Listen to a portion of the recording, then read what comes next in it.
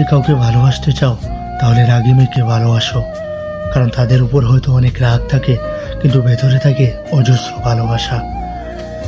একটা রাগী মেয়েকে তুমি একটু ভালোবাসা দিয়ে দেখো, সে তার সবটা উজাড় করে তোমাকে ভালোবাসবে।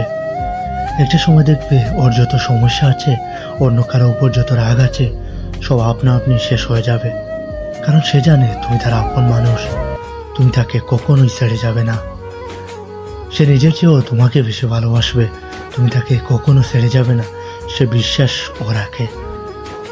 আবার মাঝে মাঝে দেখবে খুব সহজ ব্যাপারগুলোকে নিয়ে রাগ করে বসে থাকবে, রাগের মাথায় সব কিছু পরিবর্তন করে ফেলে, এমনকি ব্লগ দিয়েও দিতে পারে, প্রোফাইল পিক, নিকনেম সব কিছু পরিবর্তন করতে পারে। মোট কথা রাগের মাথায় এই রিলেশন ভেঙে দিতে পারে।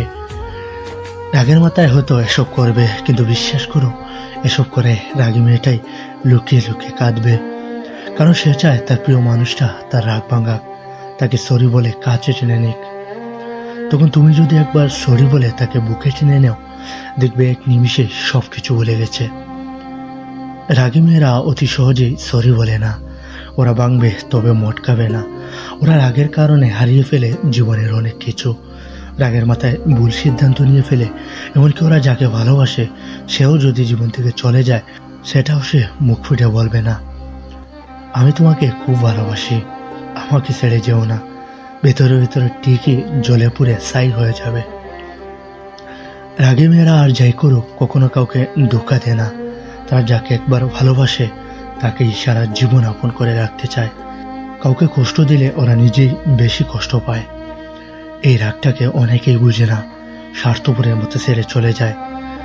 যখন রাগী মেয়ে বলবে তোমাকে আমার দরকার নেই, তুমি আমার জীবন থেকে চলে যাও, তখন কখনোই ওকে ছেড়ে চলে যাবে না, তার হাত দুটো আরো শক্ত করে ধরবে। রাগের মাথায় ও হয়তো অনেক কিছুই বলে, কিন্তু যখন ওর রাগ থেমে যায় তখন নিজের ভুলটা বুঝতে পারে। রাগী মেয়ের রাগটাকে ভালোবাসা হিসাবে গ্রহণ করো, কারণ ও তোমাকে অনেক ভালোবাসে বলেই তোমার উপর রাগ দেখায়।